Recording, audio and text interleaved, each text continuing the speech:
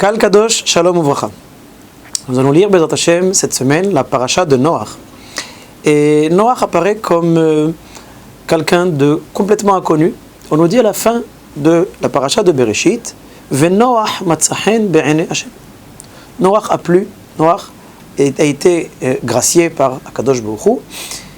Et on nous dit strictement rien de plus à la fin de Bereshit. Au début de la paracha de Noach, on nous dit que Noach était un pieux, quelqu'un de tzaddik, de tamim, quelqu'un d'intègre. Et il marchait, il allait, et à Elohim, italech Noach. Noach était dans les voies, suivait les voies d'Akadosh Baruch.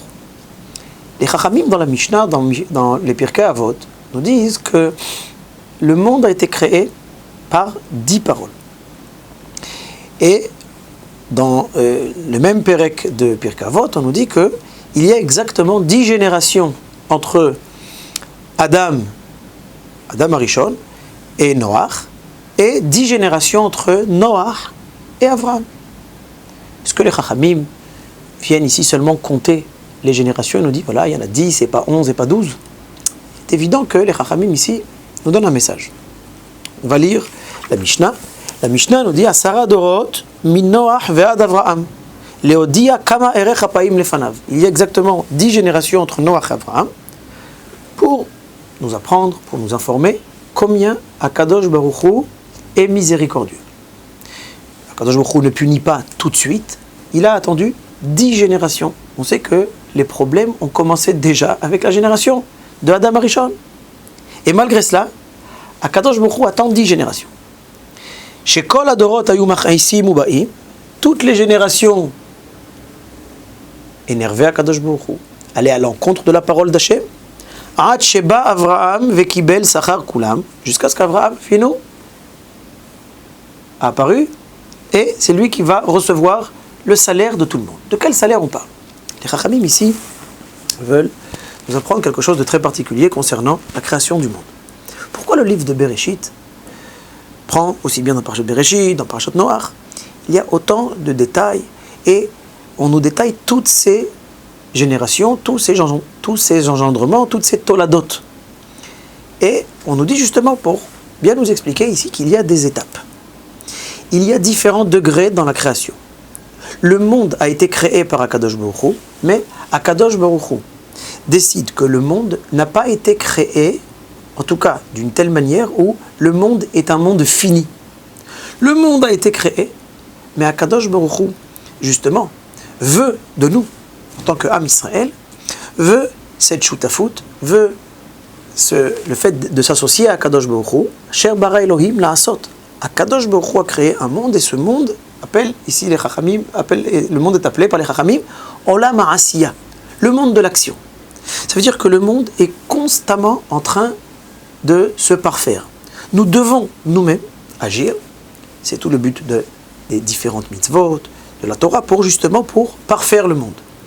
C'est ce que nous dit ici la Mishnah. Akadosh Baruch Hu crée le monde en 10 paroles.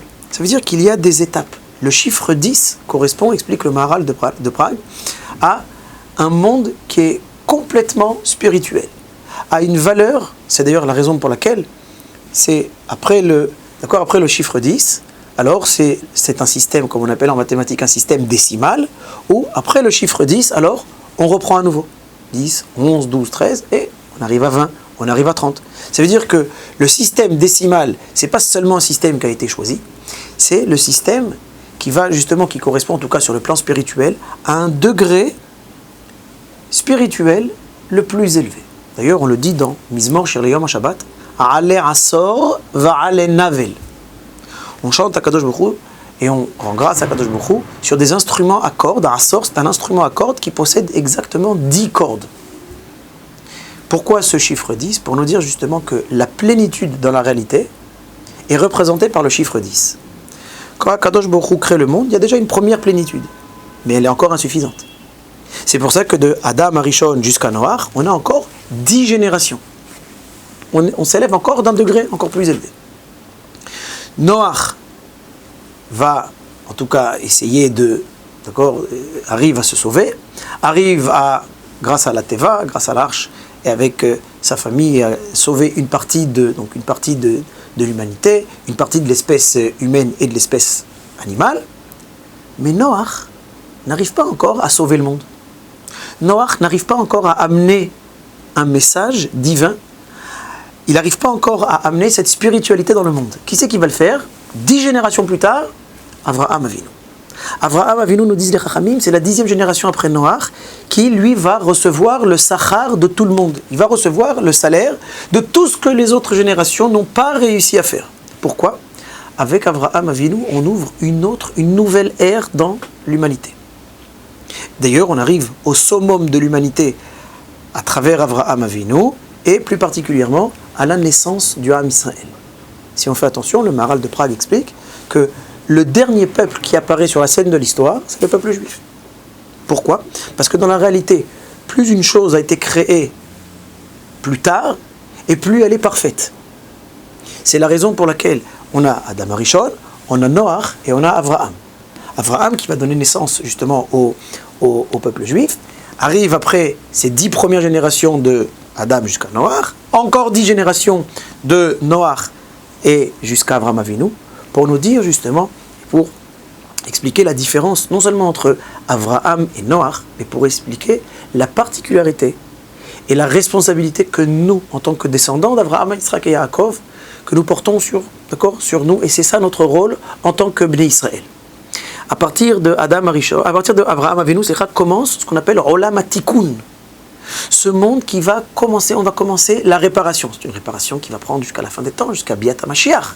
Mais on appelle ce moment-là où Avraham Avinu apparaît et commence à connaître Akadosh Baruch Hu et ensuite à propager le message divin avec tout ce qu'il comporte dans la réalité et au sein de l'espèce humaine, il va justement fonder le Ham Israël.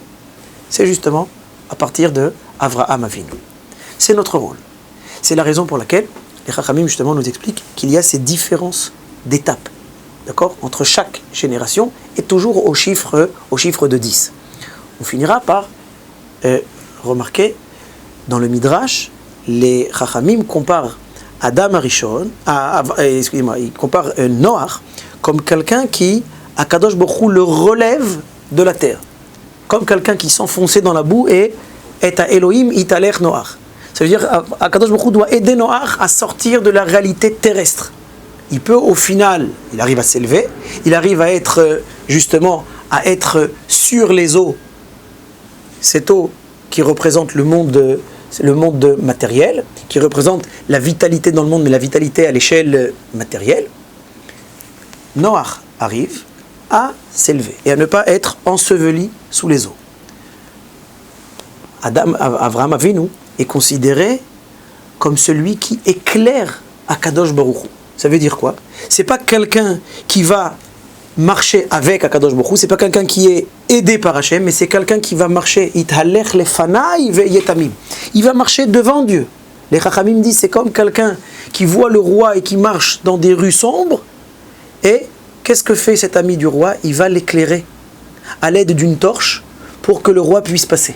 C'est ce qu'Akadosh Baruch Hu demande à Avraham Avinu. Viens m'éclairer dans ce monde. Viens rajouter cette lumière. Viens enseigner au monde entier, par le biais du Ham Israël, que veut dire cet attachement à Akadosh Baruch Hu.